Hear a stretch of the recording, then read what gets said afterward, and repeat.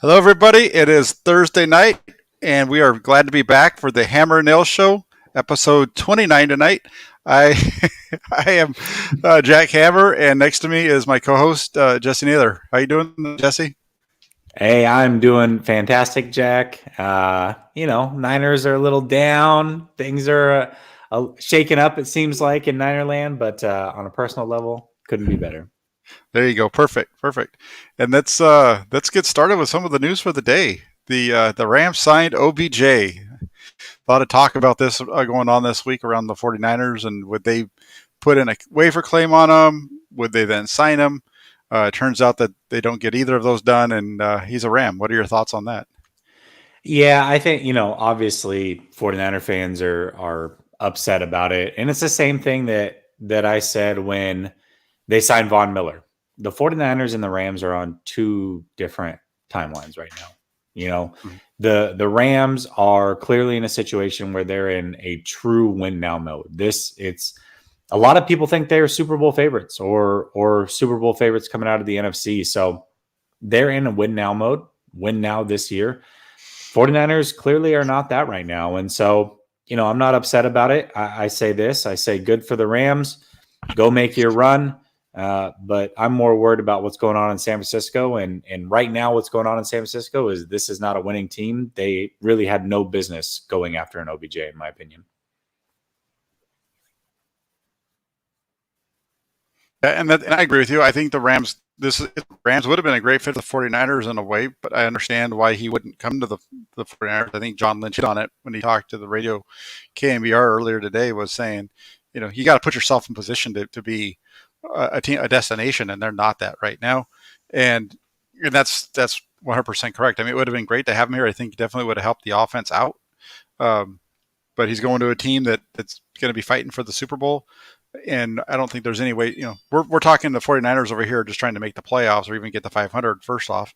Uh, they don't think they even had a chance to get him just because they were doing so bad to begin with. So good for the Rams. They definitely operate in a non-salary cap world, really the way that a lot of teams should. And they keep going out and getting guys. And I know up here, everybody keeps talking about how, at least around the 49ers, I shouldn't just say up here, but 49er fans all keep talking about how they keep, going in, and it's eventually going to catch up with them. But we're on year 5 of them doing this, and they've got 5 straight winning seasons. And meanwhile, the 49ers are, I don't know how far below 500 they've been. They've only had one winning season in that time, though.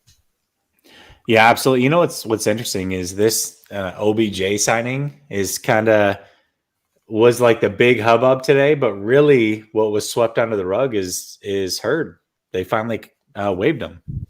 Yeah, that's been such a topic of conversation, and that I don't have a banner for that one, but no, you're right. The 49ers finally releasing Jalen Hurd. I don't really know what took them so long. I know, he was a draft pick that they used a third rounder on, and they were trying to somehow, save it, make it work with him, and it didn't make sense all off season. It was when you have a wide receiver that you've used a third round draft pick on, and it's a highlight when he makes more than one catch in a training camp practice.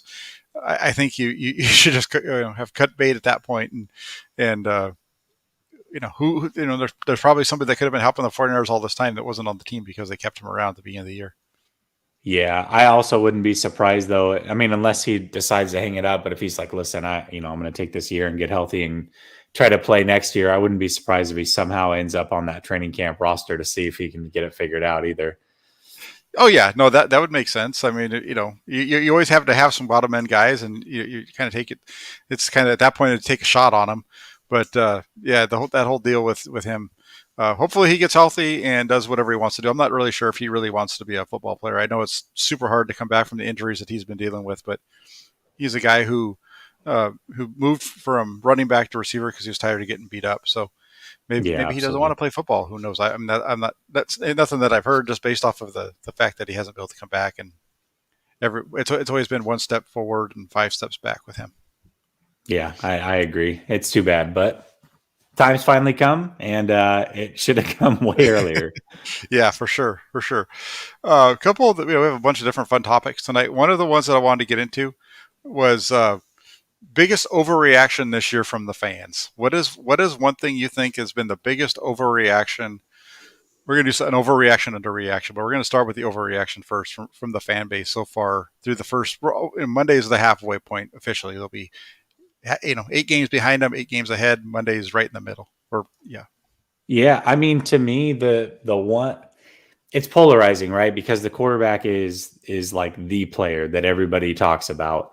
A lot of people want Trey Lance to play. I'm obviously like Team Trey. There's no doubt about that. I'm still waiting for my check in the mail, Jack. Listen, he still hasn't I paid you. want to know. No, he hasn't paid me, and I've been hyping this guy up like I'm a one man hype team. But yeah, listen, for me, it's the quarterback position, and not that obviously I want Lance to play, but saying that Jimmy is somehow this terrible quarterback is probably the biggest overreaction because to me, Jimmy's the same guy that he's always been. And we knew what we were getting with Jimmy Garoppolo, or at least I knew what we were getting with Jimmy Garoppolo. So to see him go out and have these games where he doesn't look the best, he doesn't put it together, and then people are up in arms because they thought this was a competitive team. Well, listen, I mean, I guess if you're on that side of things, it could be an overreaction. But to me, blaming Jimmy for why this team isn't winning, that's the overreaction. And I still see it on a regular basis. Well, Jimmy, I mean, if Jimmy wasn't in there, they'd be winning. And look at how bad Jimmy is. That's the biggest overreaction for me. Yeah, I'm with you. That was going to be mine too. You stole mine. Come on, man. No, but yeah, I was going to say the same thing. The whole situation with the quarterback has been the biggest overreaction. The whole Jimmy versus Trey, really, in a way, because I don't think this team's in a different situation with either of these quarterbacks. So I just think the fighting over the quarterback situation, I think, has been the biggest overreaction, and you hit on it. Garoppolo's been who Jimmy Garoppolo has always been when he's been healthy, uh, and he's done okay. He's not a top, he's a middle of the road quarterback, and he's not the reason that they're losing. I think is probably the biggest thing that I'd say there. Yeah, I mean, he's definitely not contributing to wins, right? But he's always been that net zero quarterback to me. He's not he may get you a win throughout the season, but he also could give you a loss, but ultimately it's gonna even out and he's a net zero quarterback. You don't win or lose most games because of Jimmy Garoppolo. I got you. I agree with you on that. I definitely. But I think the other one would be, what's the biggest underreaction you think so far from the fan base? Oh, it's Shanahan. Like the fact, I mean, I am on a full tilt on Twitter of getting rid of this guy. And it's crazy to me, Jack, because there's so much emotion for this guy for whatever reason. If you say fire Kyle Shanahan, it is the most taboo thing you can say. Fans are so darn worried about, oh, what if we go back to the dark years of Tom Zula and Chip Kelly? You know, what are we going to do? Can we trust York with the next guy? And, he's such a genius. He draws up all these amazing, I don't care. I don't care. He's the reason why this team is losing. He's the one that pulls all the levers for this team. He's the reason that John Lynch is in place. He's the reason that D'Amico Ryans is in place. He's the reason that Jimmy Garoppolo is still playing and these rookies have not played. Shanahan is the biggest problem of this team, yet fans just sweep it under the rug. They want to blame Jimmy. They want to blame the defense. They want to blame injuries. They want to blame anything and everything but Kyle Shanahan. So I'm going to go with that. Yeah, and before I get to mine, real quick, I'll hit on that. Is in that when it comes to Kyle Shanahan, he's a coach that I've never really been a big fan of. I never bought into the Kyle Shanahan as an offensive genius type of thing that you hear so many people bring, what used to bring up. Um, and I can remember getting, people coming at me for bringing up his poor record. And the minute that they made this trade for Trey Lance, really just kind of set that whole. It was kind of something that I think people were overlooking, and now that they spent that money on that capital on a quarterback, and he's not playing, every little thing I think is getting criticized. And I think if it was a losing season and they hadn't drafted a quarterback at 3, let's just say it was a normal, they were losing, but they had taken a offensive guard at 12, right? This wouldn't be happening. I think this is all because of the trade up to get Lance. Yeah. least that's my feeling for it when it comes to a lot of the. I'm not talking about just you, but just a lot of the folks getting on the Shanahan's bad bandwagon. Uh, for me, the biggest underreaction from fans has really been two things. It's the performance of the defense, which I don't think has been nearly as strong as the numbers show because of the amount of penalties that they've occurred, and the lack of performance from their best players or the mistakes that their best players make. So, the defense, for one, the passing defense looks good, but that's partly because they're giving up a ton of yardage in pass interference and holding penalties and things like that. So that's one. And then you start looking at the best players, and you have Fred Warner, who doesn't look like the same linebacker that we've seen. And I think some of that is because Dre Greenlaw is not there to take the brunt of the run stops away from him. And so he's kind of showing up as not being a tough middle linebacker. He's kind of a soft middle linebacker. That's a bad word to say, but that's meaning what I'm trying to get at is he's more of a coverage linebacker than a run stopper. Yeah, for sure. Right. He's more finesse. He's not a thumper or anything. Yeah, exactly. You said it better than I did there. And then you start looking at the receivers, and you have, let's start off at tight end. You have George Kittle. Kittle's been injured now for this. Missed a lot of time this year at the beginning of the year. He missed a lot of time last year. Finally, last week, he catches his first touchdown pass of the season. He had the big fumble early in that game. He had the fumble off of his face on the onside kick week one. So that's one example of another really good player that's hurting them. And on the offensive side of the ball, it's a lot of little things, right? And so that's one of them. And then you start looking at Deebo Samuel. Deebo Samuel is a great receiver. I'm not going to say great. He's not a great receiver. He's a very good receiver. He's a really good playmaker, but he struggles with catching the ball. He's dropped. And I understand why and holding onto the ball too, right? Yeah, I was going to get there. Yeah, I was going to get there. Yeah, both. He makes big plays for the offense, but the amount of times that he stunts the offense's progress because of drops or fumbles is concerning. And it's something that I think a lot of people falls under the radar because people are like, well, he's your best playmaker. And he is. That's part of the 49ers problem. Their best playmakers, him, Kittle, Mostert, who's hurt now, right? They're all there. You can't plant your flag with any of them and say these guys are going to take you anywhere because they don't have that ability to do it. The inconsistency is really why. Like Sunday, for example, there's a pass to Deebo, hits him in the hands on a 2nd and 15, and instead of having 3rd and 5, you're stuck in 3rd and 15, and the 49ers offense isn't built to really be successful in 3rd and 10 plus. So those are the kind of things, and then same thing with Brandon Ayuk, and I wouldn't even say that's really as much on Ayuk as it is Kyle Shanahan not getting that guy the ball as much as he needs to be, because he's shown now in 2 games against Arizona and the last 2 games period that when you throw the ball at him, he's going to make good things happen. I know he had the fumble, so that's a negative again. Another example of one of the best players making a play, but also hurting the team. So I think that's the one thing that's flying under the radar with this team. Because if you bring up Deebo Samuel and his drops and the fact that he has, like you said, the 2 fumbles now this year, you get beat up on Twitter for that, for sure, or social media. Yeah, of course you do. And, I think you said it, he's a really good football player, but he's not that prototypical wide receiver when talking about Deebo. Obviously, he's having a hell of a season that, by the way, is going to get him paid, deservedly so. I have my questions of whether that should come from San Francisco themselves, but numbers are one thing, but you definitely see it that he's not very sure-handed, and he has trouble holding onto the ball once he gets it. And sometimes that may be because he's trying to do too much, right? It's like the thing that makes him great is also the thing that is his biggest weakness.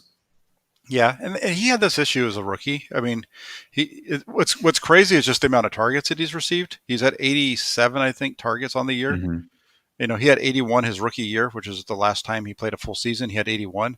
He's already passed that, and they're only halfway through the season, not even quite.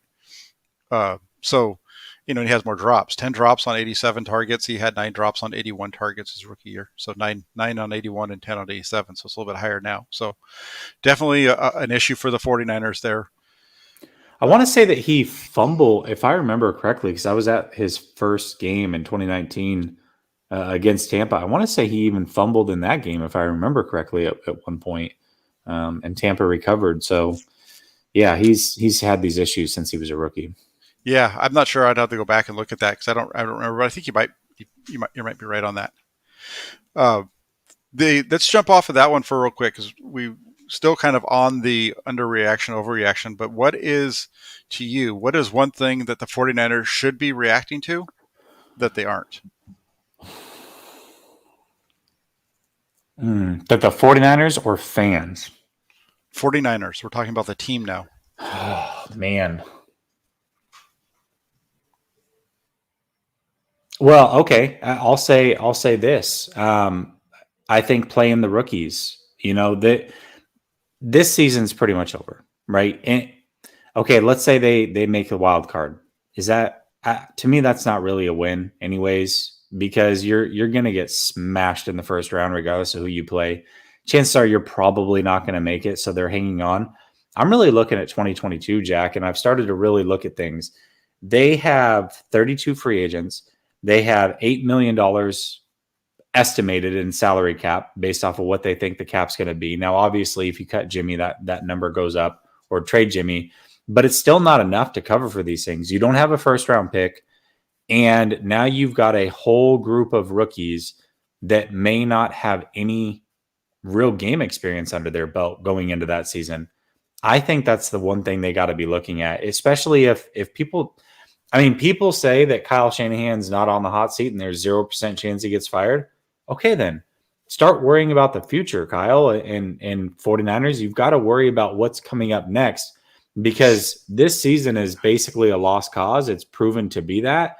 It's time to figure out what you can do to set yourself up for success going forward. And in my opinion, you've got to start evaluating these rookies and figure out what you have or what you don't have so that you can have a fair assessment of them, learn how to develop them going into next year, and figure out what positions you're really going to need in the draft. So to me, I would say that.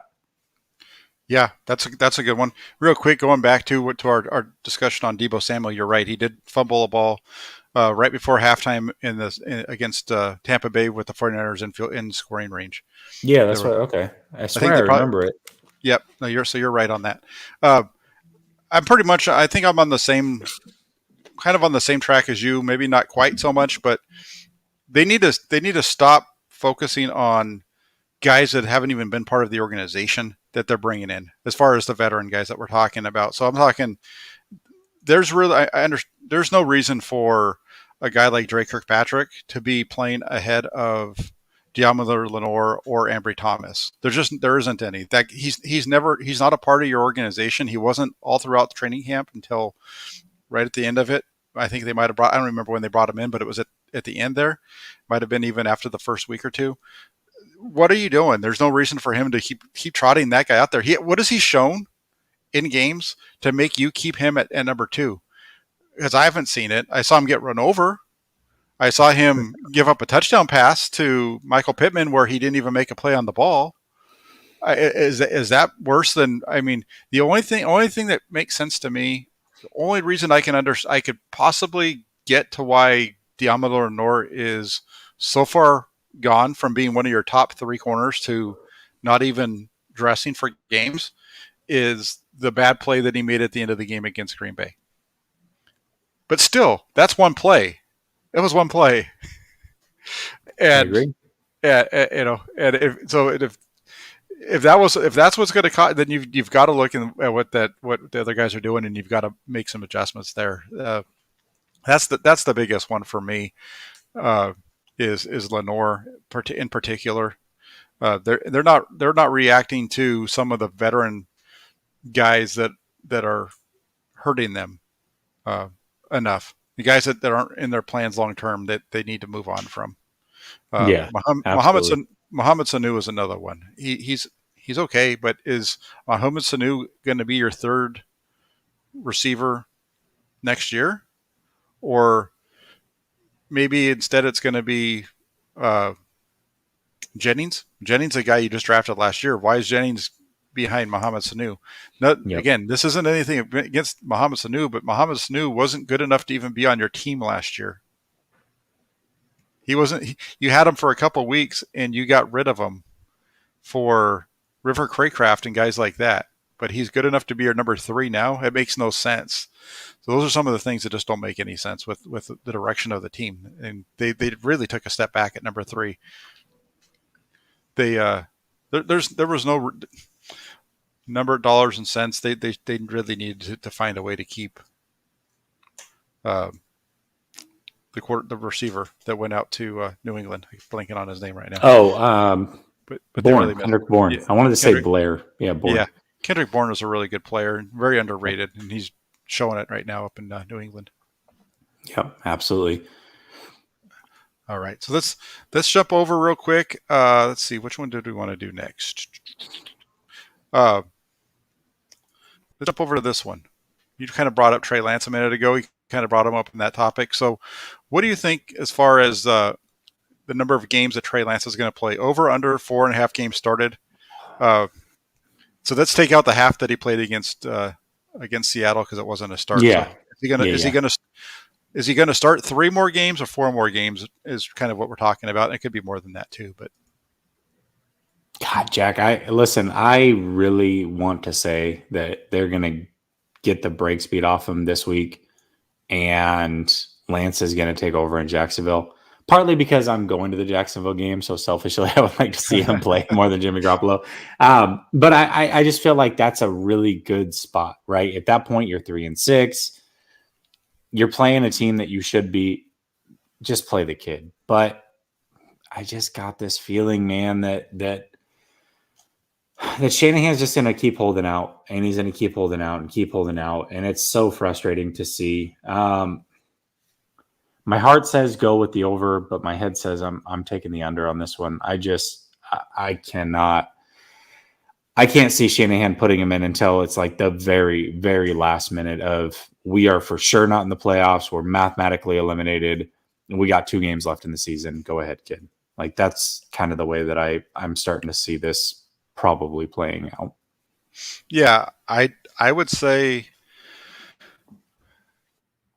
because we're talking about 4.5, he has 1 now. So if he only starts 3 more games, we're doing the under, right? I would say it's probably going to be the under. I think it's going to be the under. And the reason is Kyle Shanahan's been really clear about this for a while, especially like for at least the last few weeks. I know for sure because he said this recently, but it got brought up again today on Lance coming in. I understand the questioning coming because it's a topic that people want to talk about. But he hit it again. Lance isn't going to play until the 49ers are basically mathematic. He's going to play. He might play. But as far as becoming the guy and becoming the starter, that's not going to happen until the 49ers are eliminated from the playoff race. He mentioned that today. There was a little bit of a back and forth. I don't know if you saw it or not, but it was basically he was asked if Lance is going to play more in the second half of the season. He says, it depends on how our season goes. I've said the same answers with that since the beginning. So I don't know how many different ways I can say it. Then he's asked, if he meant because there are packages built in for Lance every game. And he says, well, you already know the answer to that, right? Every time he's up, there's going to be packages for him, and he's always going to be an option. And then it's like, well, the follow-up was, well, yeah, but you're saying we'll see how the season goes. And he says, because I thought the question was, is he ever going to be the guy? And that's how I see the season. And that's how I have to see the season, how it goes. When he's ready, when our team's ready, obviously there's nothing to play for. You make that decision for a lot of guys, trying to prepare guys for next year and stuff like that. So I really think it's going to be, when they're eliminated. And if you go that route, that could be week 15. Because right now, they're only a game out of the playoffs. I know. And the teams that are ahead of them all have really tough schedules ahead. I mean, there's a really good likelihood that all of those teams that are in that same bucket lose this week. I looked at it. Yeah. Yep. There's a real clear potential that whoever wins that 7 seed is going to be between 7 and 9 wins, probably 8 wins, I would guess, 8 or 9. And so the 49ers, I don't think are going to fall out of it until it's too late. And by the time they do, we're looking at maybe week 15. So that would put us at the under because that would be, well, actually, it'd be week 16, excuse me, because it is 16, 17, 18. That's kind of when I think you might start to Yeah. see him start. I agree with you. I hope, yeah. Like I said, I wish that that's not the case, but my head says this kid's not playing until they're eliminated. And I saw the same things you did. I believe I want to say Atlanta's playing like San Diego, LA Chargers, and Oh. then I want to say that Minnesota's playing Dallas. It's like that's probably 2 losses right there. So here we are, same boat. 49ers lose, but they don't lose ground, you know? So that's kind of where we're at. It's going to be touch and go all season, but Yeah. Yeah. No, it's definitely going to be. And I would say look towards the second half of the year. He was actually throwing the ball really good today, though. who When Lance was? Yeah, he was. He was throwing the ball. I mean, we don't get to see them in team drills. It's just when they're throwing it against air, Yeah, just running the stuff. But the ball looked like it was coming out of his hand really good today. good. Well, So that's it shows. encouraging.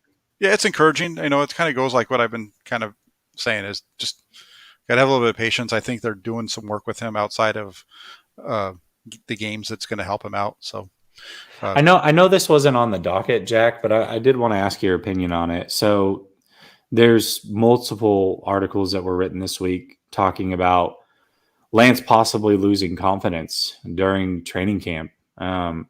Did you have a chance to read any of those or see any of those come across your timeline? And what are your thoughts on that? well, I did see the one from Silver. I think that's the article that came from. Um, maybe he did. I don't really know. He didn't look like a guy who, when he played against the Cardinals, he didn't look like a guy who was playing without confidence. Yeah. If anything, I would say the confidence that was lost wasn't with him; it was from the coaching staff.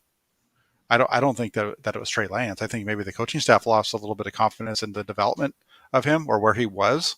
But I Yeah. don't think it's a situation where Trey Lance lost confidence because it sure didn't look like it when he played against Arizona. It looked like he was out there playing like he always does. He just needs to work on a couple things.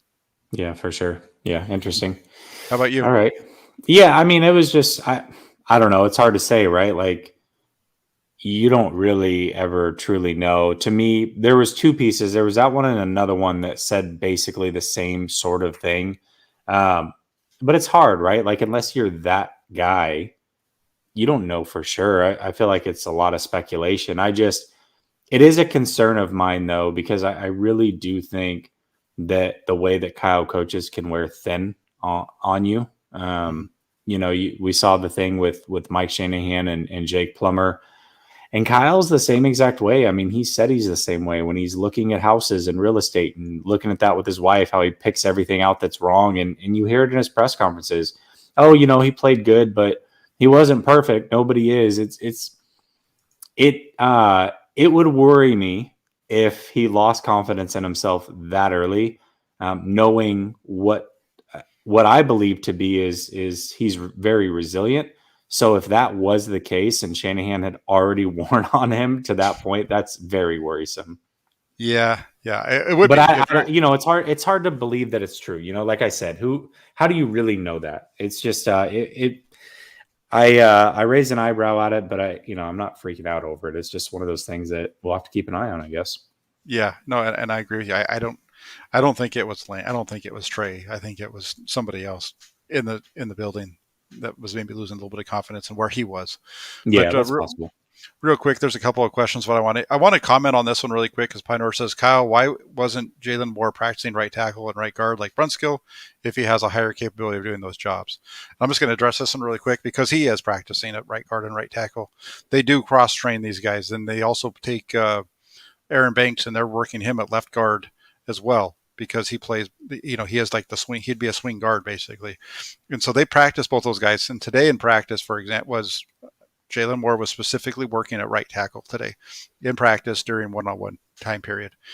He was working with at least with maybe not tackle, but he was working with the lineman on the right side of the offensive line. They had the right side guys over in the corner, the left side guys were over on the other corner, and he was working with the right side guys because his footwork was, and he was working with the main offensive line coach today, not the assistant. So that's definitely taking place in practice. Oh, that's good. Yeah.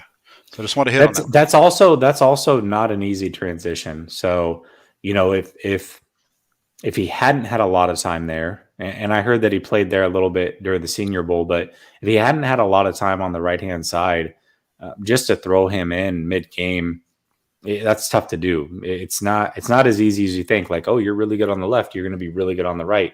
That's Yeah. not the easiest transition. It's like you have really good penmanship with your right hand. Now right left handed, and you're expected to have really good penmanship. That's not the way it works.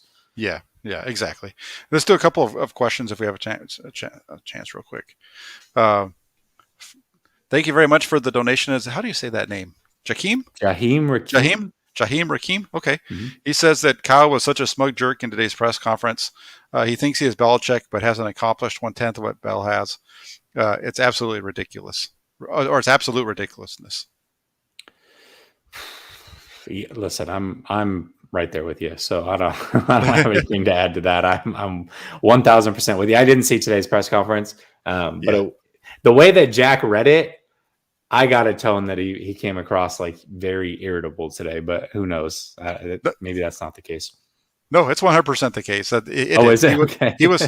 You could. There's some irritation with the questions, or the way that those questions were coming. That you could, basically put it right back on him. It's like how many? He's basically saying it'd be like if you and I had the same conversation every couple of weeks. We talked, and once every other week you're asking me the same question. I'd be like, I thought we already talked about this. And that's kind of the way that's kind of the way it was, but maybe a little bit more like, hey, I've already told you. Why do you keep asking me the same thing? Like, yeah. But I can understand why some people would think he was a jerk. I can understand why if I was the person that was asking those questions, I might would feel also like he be was. a jerk. Yeah. I was thinking that he was being a jerk, back towards me. So I can understand that. I mean, I understand his side, but I could understand why people would take it that way. And then I got this name. This one's a lot easier. JT says, thank you for the donation, JT. If Kyle Shanahan was listening right now and had to listen to one change from each of you, what would you make him do differently? Let's build up Kyle Shanahan instead of bash him. What would you make him do differently? Well, you're asking me to build up Kyle Shanahan. I would ask that he built up his players. I would ask that he brought in a human element. I would ask that he would focus on his players' strengths instead of their weaknesses, especially when it came to the public eye. I mean, I'm not saying don't coach these guys. You have to tell them what their weaknesses are, but do that in the film room. Anytime you got out in front of the organization or got out in front of reporters with cameras on you, take the blame for what's going on. Say the players are playing great, it's on you, and then behind closed doors have those conversations. That's what I would say. Okay, yeah, then that's pretty fair. I think what I would say is get an identity and stick to it. I think that was a question that I wanted to ask him today, and I didn't get it out. It's hard in those press conferences sometimes because everybody doesn't just kind of is yelling out, and I usually sit back a little bit too much. I got to get more aggressive, Jesse. Well, it's your first year in it, man. I get it. Like that's not an easy thing to do, right? Like it's I don't know. I'm sure it's kind of like I've never done it, but if you go to an auction house and everybody's like throwing out numbers everywhere, I'm sure it's probably a little bit chaotic like that. Yeah, it's a little bit, and everybody, and it's just. I don't like to speak over somebody. That's part of my problem is that I'm not aggressive enough. So I kind of wait for there to be enough, like a little bit of a break to ask the question instead of just firing it out. But really, at times you just got to be the guy that fires it out. And I didn't quite get it out, but I would like to see him not allow defenses to dictate to him what they're doing just based off of the way they align. We saw that this week, and that's part of the reason why it came out. That's one thing I'd ask him to do. The other thing I'd ask him to do is trust his younger guys a little bit more. Trust your younger guys. Those are the guys that really need to be built up, or your younger guys who are new to it, who are just trying to figure out how to be a pro. Know that there's going to be some ups and downs, and be willing to ride that out a little bit more than you are. I think that would be kind of falls in line a little bit with what you're saying. Yeah, absolutely. All right. So, Waruna has an answer to that. Waruna, where's Waruna? Oh, Waruna, he's even got. Look at that. Waruna's even a nice guy. He gave me $5. Thank you, Waruna. He says the thing I want Kyle to do differently is. Oh, well, that's not very. That's we're supposed to be building them up, Waruna. We don't. he says that he wants him to go coach a different team. Come on, Aruna, let's go, man. Night, now you're channeling your inner Kyle Shanahan. Let's go. That's a good one, though. I like that. That was a good one. Thank you all for the donations and the comments. Let's go ahead and let's jump over to kind of talking about changes. What personnel changes would you make for Monday night? Yeah, I think to me that's a big one is that right side of the offensive line. I'm definitely going with more at right tackle. That to me is probably the big one that I want to see. I look across the team. Of course, I would like all these rookies to be playing, but to me, the immediate problem is you're about to go against a really good pass rush who's probably adding Von Miller for Monday. And that right side of the line was so bad without McGlinchey. And not that McGlinchey's been necessarily great, but he's a heck of a lot better than Compton. So I would say more on the right side at tackle would be the one change I would like to see made. I think you could almost make an argument watching that film that Tom Compton outplayed Daniel Kilgore. Brunskill? Yeah, Daniel Brunskill on did. Sunday. You're right. Because he did. Yep.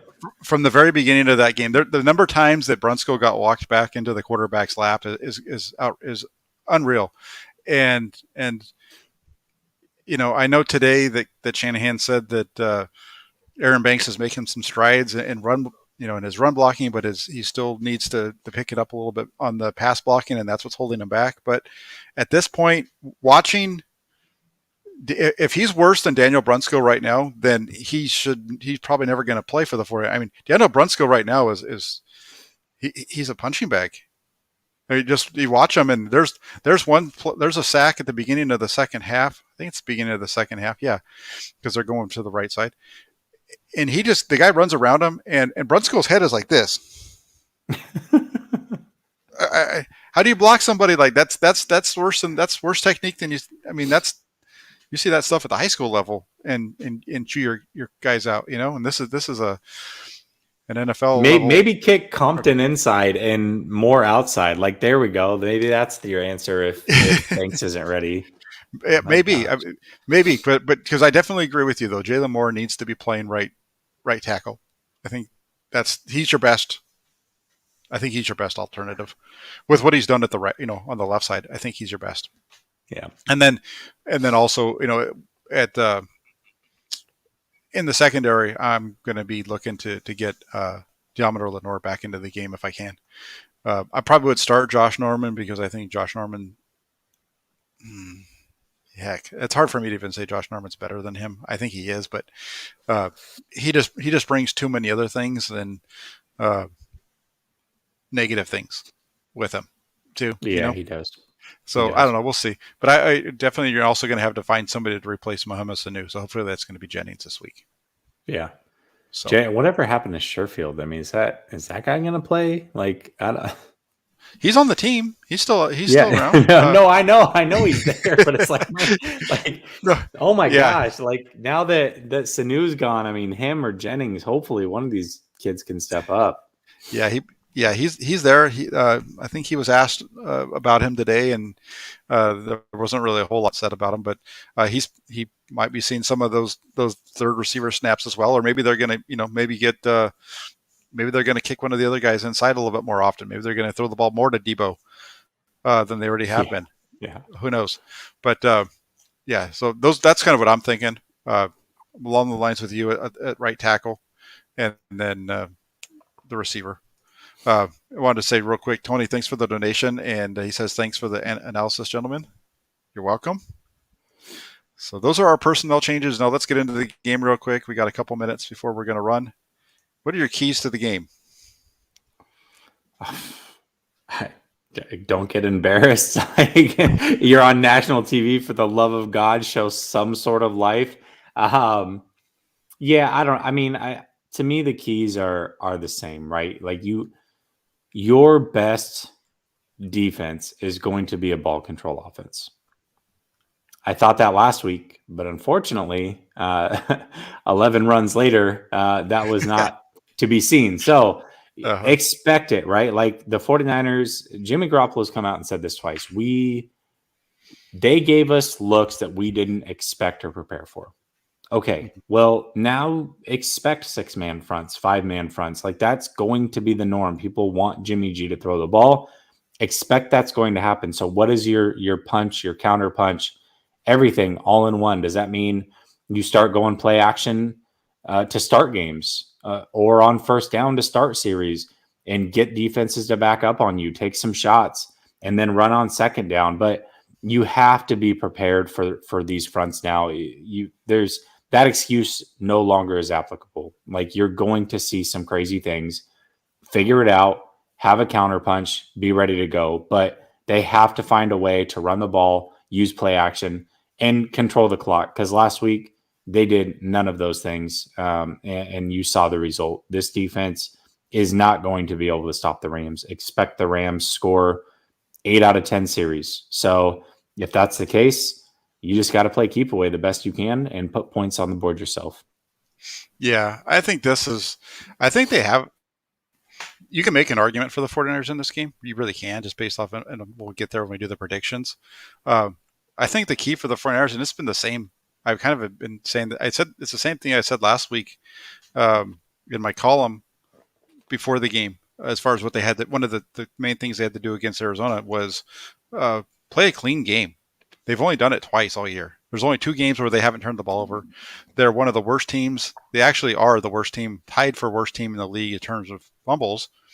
They're one of the worst in terms of turnovers, period. So they're tied for last in the amount of turnovers they've given up, and they've just really turned the ball over a lot. And if they can hold on to the ball and not make the little mental errors that they make on a weekly basis, so they kind of are who they are. But if they can not be who they've been for the first 8 weeks or through a lot of those, I think they might have a chance here. I know it's kind of crazy. Maybe their defense isn't going to help them out, but maybe it's going to have, if they have a chance to win, I think it's going to be like a New Orleans game from 2019 where they're going to have to put up, it's going to be a 41, 42-41 type of a game or some 45-41, something like that. That would be the only way that I really realistically, based on what we know about the 49ers defense right now, that I see them winning this is by outscoring them. But obviously, you've got to outscore them to win the game, but I mean, outscoring them in a shootout. Wait, you think the key to the game is they have to score more points to win? That's Jack, you're crazy. Well, again, real quick, thanks for the analysis, right? I mean, that's what we're here for, Tony. That's right.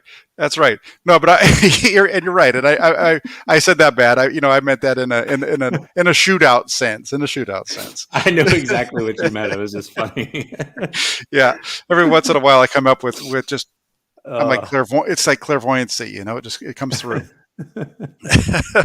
All right. So I think we're both kind of on the same path as far as what they're going to have to do to win. But what is your prediction? Jack, I wish I was as optimistic as you were. I don't think they have a shot in this game. I'm going 41-20 Rams. 41-20 Rams. Okay. Yep. I have it at 31-21 Rams. Okay. Winning. Just kind of looking at their numbers, the Rams are averaging around 30 points a game, giving up about 20, about 21. So I'm putting the Rams right a little bit over what they normally score and a little bit under what they give up. As far as what I'm thinking, the only reason, again, when I look at what they've done on the road, they a 3-point loss to Indianapolis, that kind of gives me a little bit of hope, a little bit there, right? That was early in the season, but they played. Indianapolis played them pretty tight. 49ers kind of played a tight game in the rain against Indy. If you're looking for a way to say it's going to win, they're going to do it.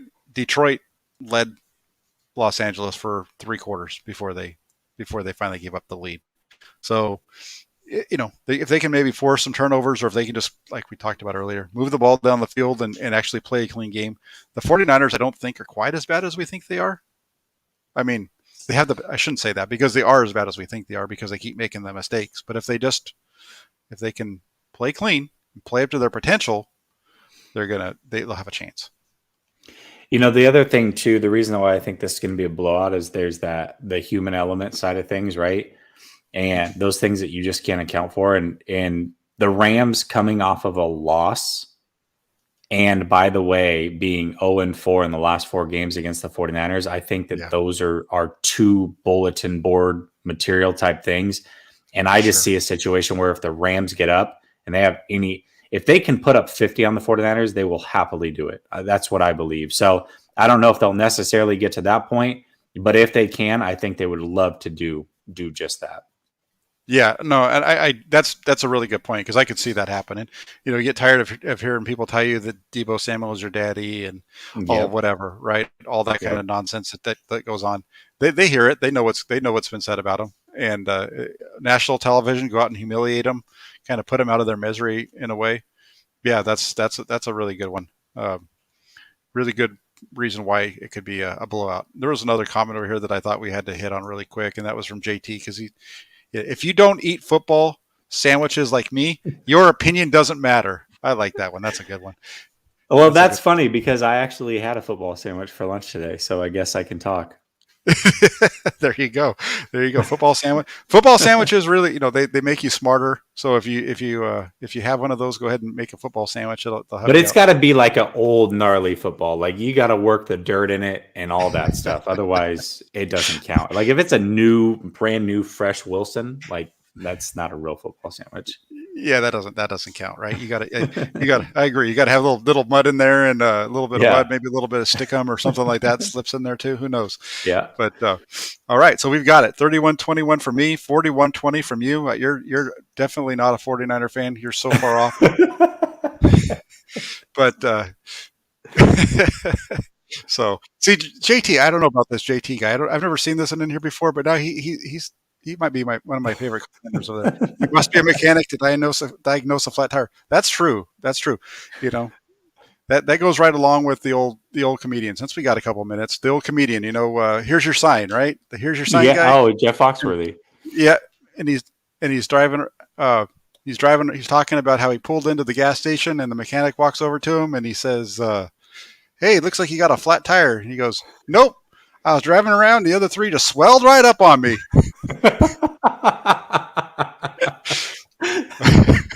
So stupid. Anyway, so We're laughing way too hard. You can tell we're dads. If you guys are not dads in there, then I'm assuming that wasn't near as funny to you. that's right. That's right. Hey, JT laughed at it. JT. So Yes. we're good. We're good. So anyway, that's our show for tonight. Hope you guys enjoyed it. Hopefully this game on Sunday or Monday night, we got to wait all throughout the weekend, but hopefully this game on Monday night comes out a little bit better than all of us, I think, feel like it's going to.